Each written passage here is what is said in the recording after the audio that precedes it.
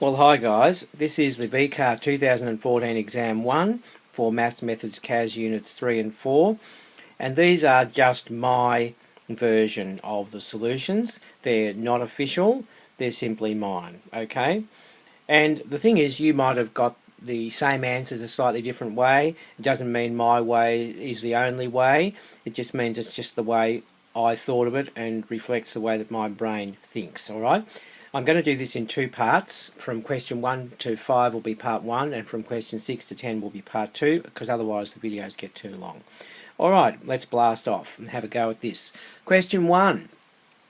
We've got y is x squared sine x, and we have to find dy dx. Well, no problem. I would say that'd be a bit of a product rule, wouldn't you say? So that's left d right plus right d left, as I say, or what that translates to mean is the left function times the derivative of the right function plus the right function times the derivative of the left hand function. Okay, just clean that up a whisker and put a box around it. X squared cos x plus 2x sine x, and you're laughing. Okay, next one, part B. If f of x equals the square root of x squared plus 3, find the derivative when x is 1. No problem, guys. Now you know that if you have a square root thingy like you've got here, then that's x squared plus 3 to the half. Therefore the derivative is of a half of the thing to the minus a half, which is what that is, times the derivative of what's under the square root sign, which is that. Alright, now let's just clean that up a little bit, and we get that. Now we're going to substitute x as 1 into there, and we're going to get that. And that's going to get us 1 over the square root of 4, positive square root of 4, which is 1 over 2, and that's our answer. Put a box around it, and we're off to a flying start, guys. Let's have a go at number 2 now. This is an integral. So we've got the integral of 2 over 2x minus 1 with respect to x from 4 to 5 is a definite integral. That is equal to log of b with a base of e, and we have to find the value of b. Well, let's have a go at that. So I've just done the integration there throughout the nation for you. So there's a 2 here. I've just got the 2 sitting there. Now the integral of this thing, this denominator 2x minus 1 thing, is a half of log base e of the modulus of 2x minus 1. Don't forget the modulus. And that's it. Evaluated, I mean, between 4 and 5, and that equals log b. So let's just plug and chug now through the algebra, cancel those 2's out first, and then substitute the respective values of those terminals in there, and we're going to get log of, now if you put 5 in there, that's 2 5s are 10 minus 1 is 9. You don't need modular signs anymore because 9's already positive, minus the log of 2 2s are 4 minus 1 is 7. Don't need a modular sign again. That's equal to log b. Now we're just going to clean this up a little bit according to the log laws, and therefore we get log base e of 9 over 7 is the same as log b, and therefore, wouldn't you know it, b must be 9 over 7, and we're in heaven, aren't we? We certainly are, because we're getting all these absolutely no problem. Question 3. We have to solve 2 times cos of 2x equals root, or minus root 3, I'm sorry, for x, where x is between 0 to pi inclusive. Well, no problem, guys. I always like to do the working domain first, what I call the working domain. So if x goes from 0 to pi, therefore 2x, which is what is in here, is what I'm concerned about. 2x is going to be between 0 and 2 pi inclusive, so that's where I'm going to look for my solutions within that span. Okay, now if 2 cos 2x equals minus root 3, therefore we know that cos of 2x would be minus root 3 over 2, of course. Now I'm going to locate my basic angle in quadrant 1. That would be the angle which has a cos of root 3 over 2 in quadrant 1 is, what is it? Yes, pi over 6. Did you get that? Hopefully you did. Now we're going to draw my little cast diagram now, and we're going to work out which quadrants I actually need to be working in. I want minus root 3 on 2, so I want the quadrants in which cos is negative, so that's this one and this one, okay? And yes, we want the quadrant 2 and 3 equivalents, so therefore what angles do I want, guys? I want 2x to be 5 pi on 6 or 7 pi on 6, and then when we solve that for x, we're going to get 5 pi on 12 or 7 pi on 12, put a box around it, and that's that question done. Question 3 done. Right, question 4. Okay, this is one of these equations where x is in the exponent. No problem, guys. We know that 2 to the 3x minus 3 is equal to 8 to the 2 minus x. Now, what I always like to do is express the bigger number as with a base 2. All right? So therefore, 2 to the 3x minus 3 would be 2 cubed, which is what 8 is, to the 2 minus x. Now, if I just fix that right-hand side up a little bit, I get that. And now, because I've got the bases the same, I can now make an equation out of the exponents on either side. So therefore I'm saying that 3x minus 3 must be the same as 6 minus 3x, and all I've got to do is solve that for x. So we could say that 6x is equal to 9, and therefore x is equal to 9 over 6, which is the same as 3 over 2.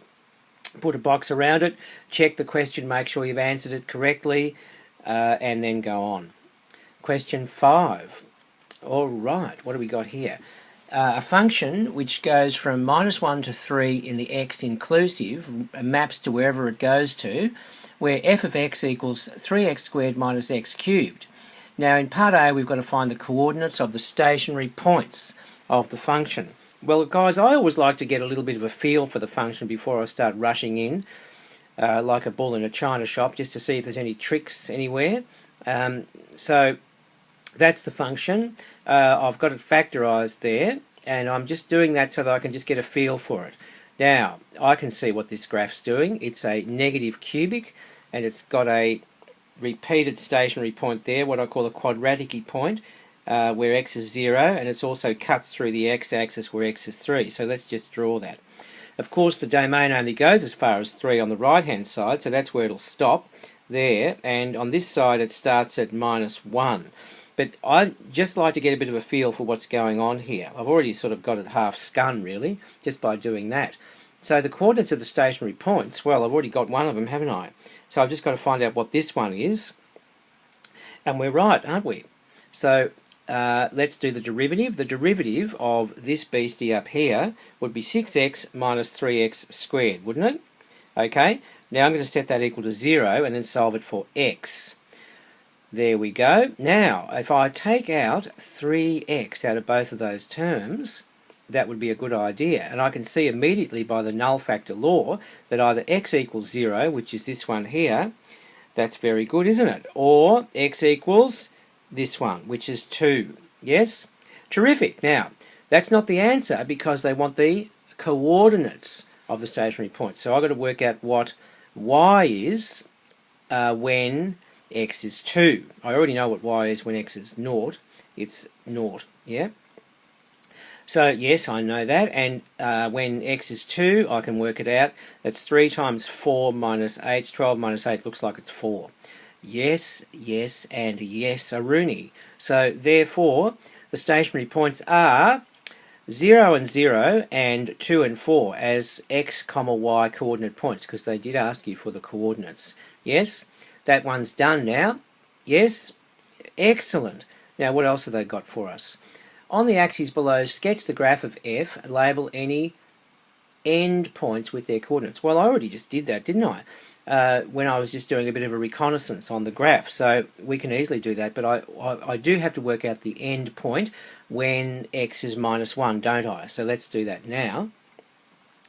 Okay, f of -1 is 3 times -1 squared minus -1 cubed. Now just be careful with the negatives all over the place, guys. Keep your head. So it'll be 3 minus -1, won't it? Which is 3 plus 1, which is 4.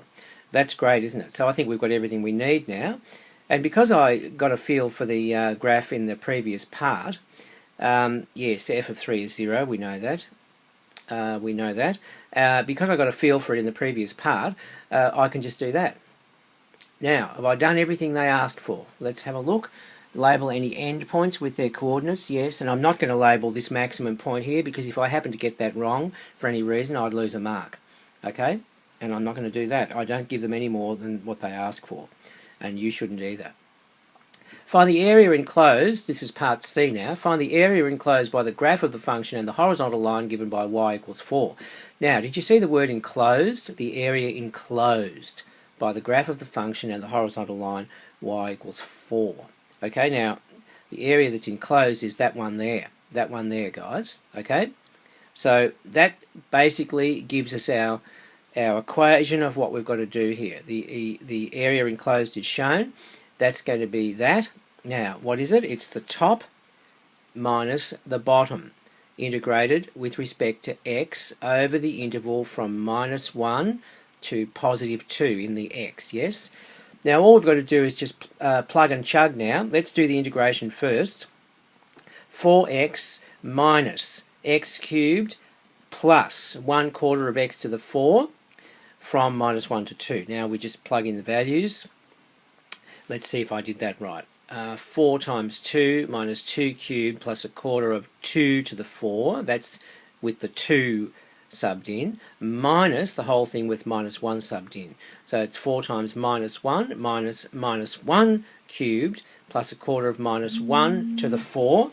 Now, when I process all that, guys, it comes to that. I'm not going to bore you with all the gruesome details. It comes to that, and then you can cancel out those 8s.